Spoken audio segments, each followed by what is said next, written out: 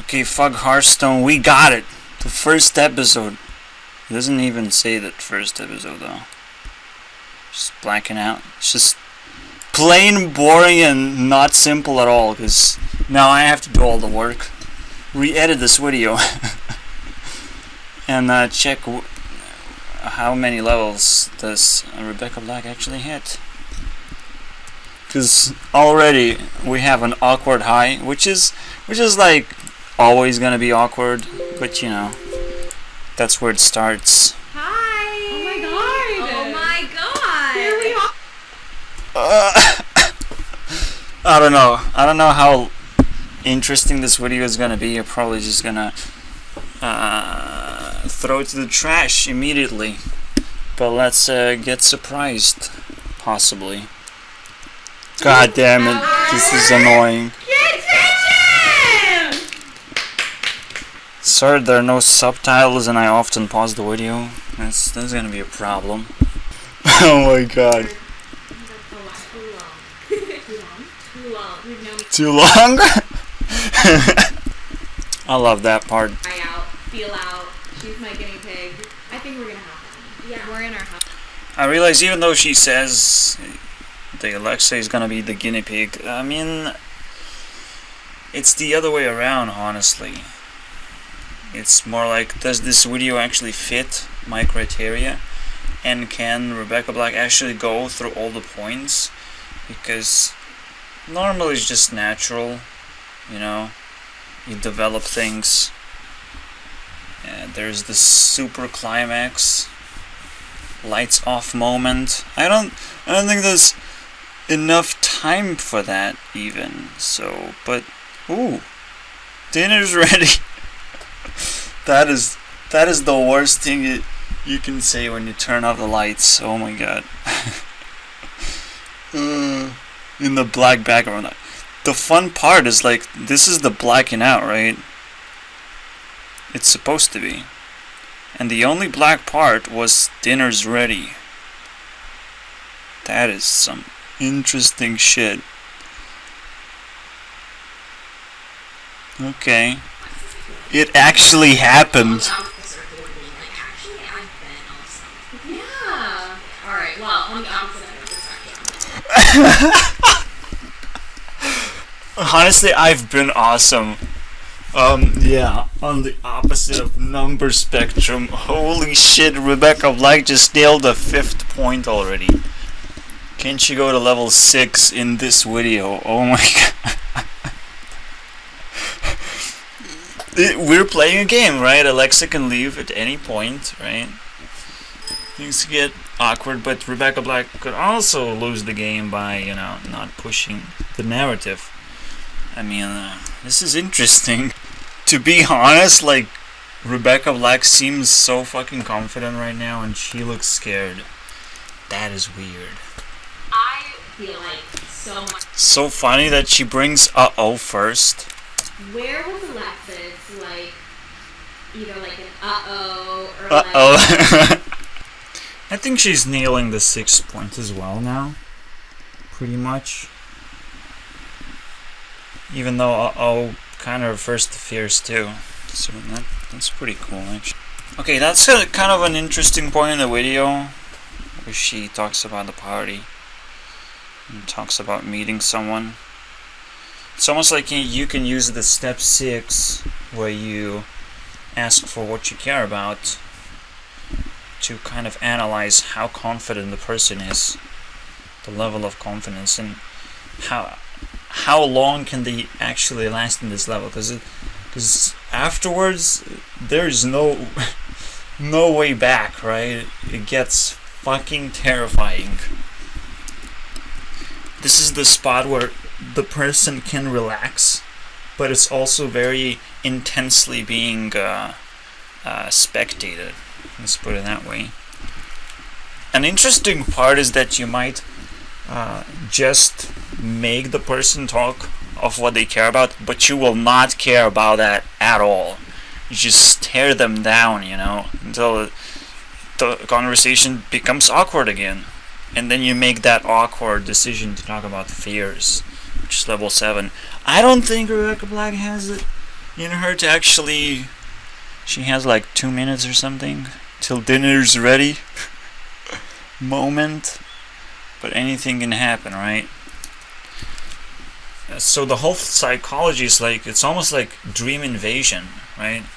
You make people remember the things they care about, and then you literally insert yourself in that position, right? Because you're staring them down at the same time while they're thinking about that thing. It's just such an intense, man, psychological attack possible. She says, I feel blacked out with Rebecca Black. Oh my god. It sounds like game over. That's a special word that you can say with your roll credits. And oh, guess we're not gonna talk about fairs, because literally that story kind of contained the fair, technically. Again, let's just appreciate that this again is black. And she did say blackout with Rebecca, but whatever. This is pretty cool. It's almost like, ugh. If you look too deep, maybe it's not the best thing ever. It's almost like if you watch this video, you can finish the game. You can continue the game. Rebecca Black did her part.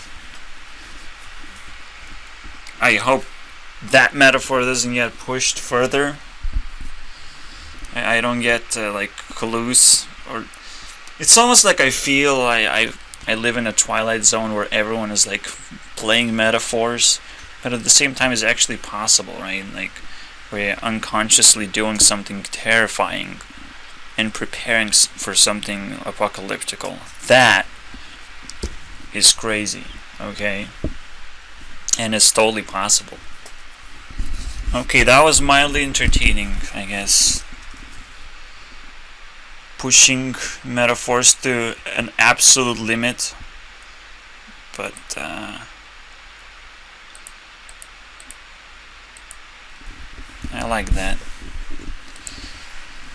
Can't wait for episode 2, but like, she literally used a super simple resource. Someone that she lives with. That is very optimistic to actually get a second episode anytime soon. Like, this is probably not even gonna be weekly, or maybe 1 in 2 weeks at best. This is amateur shit. Alright, I finished watching the video. Nothing actually happens spectacular, but they suggest you to actually submit the story.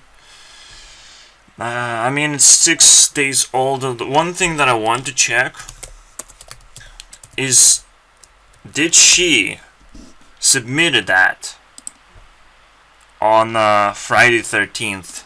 If she did that, yep, September 13, everyone. The first blacking out. She doesn't even mention it. It's like, it's not even relevant. But for me, it's the same time when I drew that picture, right? Little icon. Please ignore that I'm collecting photos. God damn it! It's no, it's impossible.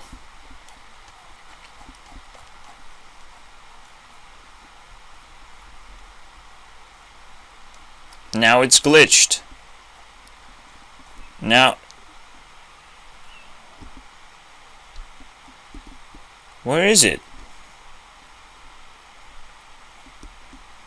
It's now deep. Friday the 13th has been a long time ago. Okay, here we go. Right, that was my picture, Rebecca Black, and she made a video at the same time. I don't believe in coincidence, because I had a crazy ass dream right now, and that's gonna be my story, and I'm gonna type it, and she might actually find me that way. Well, I guess nobody's submitting stories, I don't know. Anyways, so there are 3 consecutive things, and then I woke up. Usually that's how it happens. The most amazing part that you can actually remember is the ending.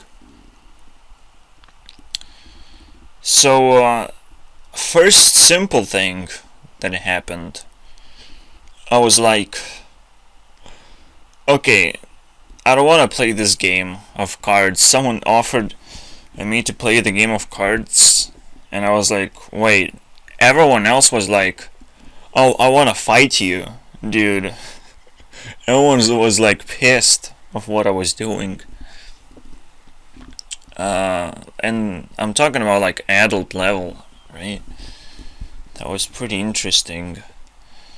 It kind of connects with the idea that I went wild with myself at one point, just completely wild. My ego boosted 100 times, and it happened when I came back, immediately when I came back from UK. I felt like the world is in trouble, and our country is in trouble, and like everything's pretty bad, actually. I mean, when I just said things are apocalyptical, and we're just barely like grasping how bad it is, and it really adds to that flavor, honestly. So I was offered the game of cards, and I just picked a few cards, and I'm like, I'm not gonna play it. It's kind of stupid.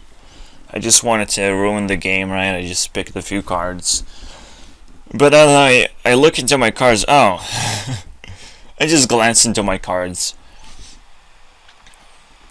and then when they kind of attacked me, the ladies that I just ruined their card game. It's kind of, oh, you don't want to play, whatever. I just dropped an ace, and I'm like, well, I already outplayed you. It's not a big deal. I didn't actually like care, but like, oh, I have an ace. I have better hands than you. I control you right now. It's easy. And then one person conceded, but the other person like dropped an ace on me as well, and I'm like, oh hey, I have a double ace though. You know, like in ninja school you will learn a term, double joker, which is a very, very powerful term, right? It's probably linked with the idea that you can actually have 2 elements, not just one, as a bonus, because you're a creeper and some flavor, right?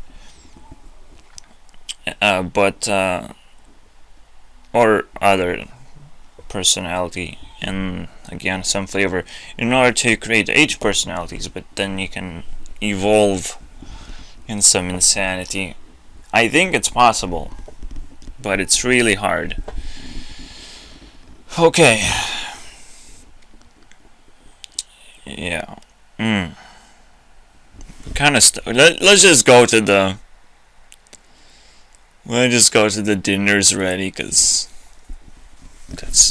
that's what matters. That it's important to link things that at least the viewer is like, okay, I'm not completely lost on what you're talking about, because I'm looking at a completely different picture. Anyways, the second thing that happened was there was a girl sitting next to the whole thing that I was doing, right? And so I sat down to her, and the biggest flirt that I dropped was like, oh, I want to create an exact copy of myself in another person, because that's like the easiest thing to do, is just teach everything I know, copy and paste the exact experience that I had that really impressed me, right? And that's what love is. It's like recognizing what you have to do, telling to someone, and getting the same response, that they want to do the same thing. You don't actually need around and ask, can you be my girlfriend, please? You just ask this question, right? And not even a question. It's like she has to find incentive to say that yes, I want to, and she will be trapped, right? Because if you want to create a copy of yourself, you have to first find someone who consents. And literally the best auto consent is saying that you want to do something. That is an auto consent. It's like I wanna black out with Rebecca. Like really. Okay, you're my friends. We literally live together. So like okay, but the next blacking out that's not on Friday the 13th is not gonna be so lucky. Yes, Taylor Swift is so happy right now because 13 is her lucky number. You know, it's like yes, nobody's lucky past this point. Get the fucking life. Alright, except me, because I just had a wonderful dream that doesn't involve Rebecca Black, because she actually appears in my dreams again. Not recently though.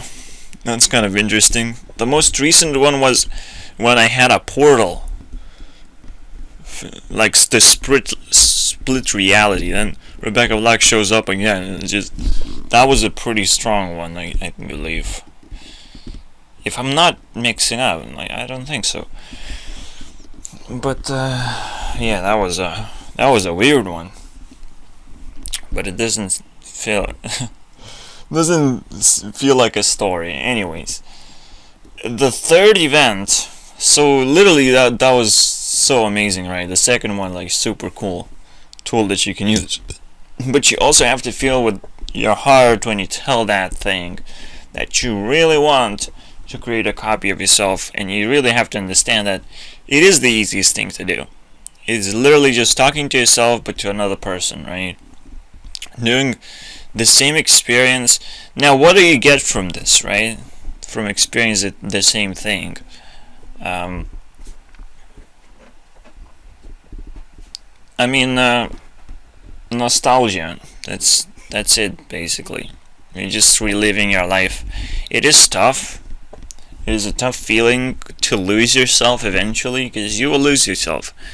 You will accept other people in your heart, and you will not have ego anymore. That's just how it works. But the first love is like pretty cool, pretty sweet. Yeah, that's the problem. First love, guys. It accelerates incredibly fast. The moment you take the first light, the universe just inverts itself from darkness to light, right? So the first love is like something you can appreciate, something you will never forget. But it's not that, different from any other love that you can just acquire. Very easily. I'm not gonna. This is for the future Ninja School episodes, and I'm so glad some dreams are just so amazing. They just push the narrative by themselves right now. I don't understand. It almost feels like dreams are about collecting the universe, and that's what you dream is your universe, is how much work you have done. And it's almost like a way to catch up to the rest of the world that doesn't want to look at you and interact with you. That is pretty amazing. So the final thing that happened, I was again attacked by the adults, and I had to provide out of nowhere I had to provide a story, right? So I picked up 2 rocks, you can kind of see through them. They're pretty cool, you know. Pretty colorful. One was orange and one was clear. And then I said an amazing thing, an amazing meme. You can see clear.